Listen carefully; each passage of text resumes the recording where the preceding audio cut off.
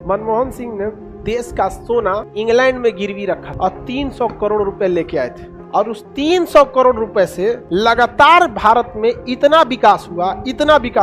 हम लोग चाइना से भले पीछे हैं लेकिन हम अमेरिका को टक्कर देते हैं। वो था मनमोहन सिंह। अच्छा, मान के चलिए आपको अचानक 1 करोड़ रुपए मिला।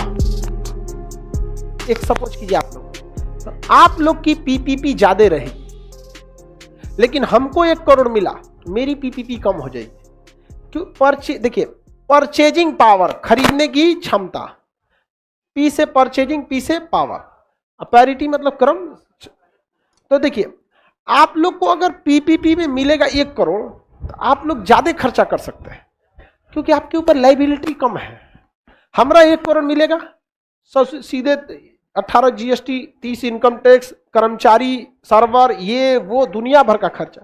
आप 1 करोड़ खर्चा करते करते आपको 6 महीना आ जाएंगे, साल भर लगा देंगे। हमारे 1 करोड़ सोच रहे 21 दिन में निपटा देंगे। 1 साल का ऑडिट भर के इनकम टैक्स भर देंगे, जीएसटी भर देंगे, बैंक की जितनी लाइबिलिटी भर देंगे, सर्वर कॉस्ट भर देंगे, सारे स्टाफ लोग को 1 साल का सैलरी दे देंगे। जा खत्म। समझ आ गया कि नहीं आ गया? कोचिंग का रेंट। आप बताइए, अगर सेम पैसा आपके पास 1 करोड़ आए और सेम पैसा मेरे पास आ जाए तो पीपीपी यानी परचेजिंग पावर किसके पास ज्यादा रहेगा?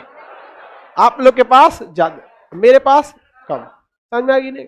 तो भारत के पास जितना देश अगर कर्जा ज्यादा लिया है तो उसके पास पैसे होने के बावजूद भी वह आगे नहीं हो पाता है पीपीपी मामले में। हम लोग चाइना से भले पीछे हैं लेकिन पीपीपी के मामले में हम अमेरिका को टक्कर देते हैं। पीपीपी के मामले में चाइना सबसे आगे है। पीपीपी के मामले में सबसे आगे कौन है? 2 नंबर पर यूएसए, 2 नंबर पे यूएस, 3 नंबर पर इंडिया, 3 नंबर पर इंडिया। यानी दुनिया में सामान खरीदने की सबसे ज्यादा पैसा किसके पास? चाइना का। उसके बाद हम भले गरीब हैं लेकिन जब दुनिया की नीलामी होगी तो सबसे पहला खरीदार चाइना, दूसरा, उसके बाद भारत।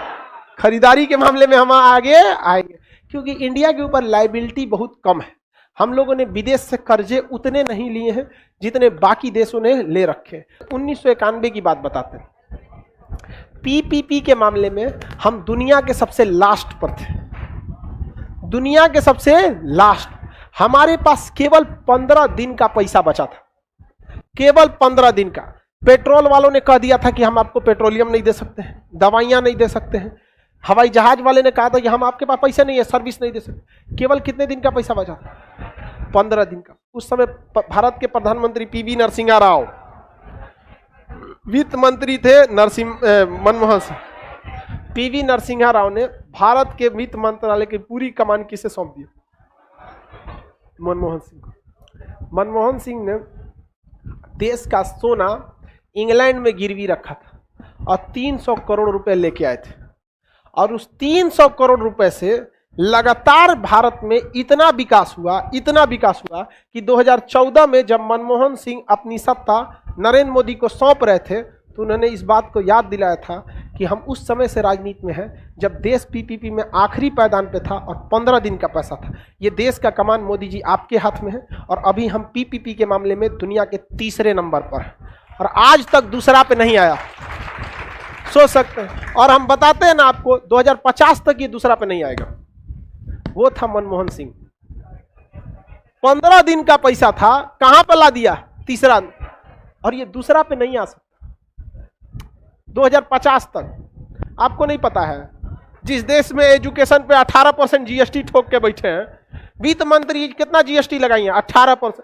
सेकेंड हाईएस्ट टैक्स लगा है एजुकेशन पर, सेकेंड हाईएस्ट टैक्स एजुकेशन पे। अब मोदी जी कहते हैं घर घर शिक्षा की ज्योति जलेगी। हाँ, मसाल जलेगा।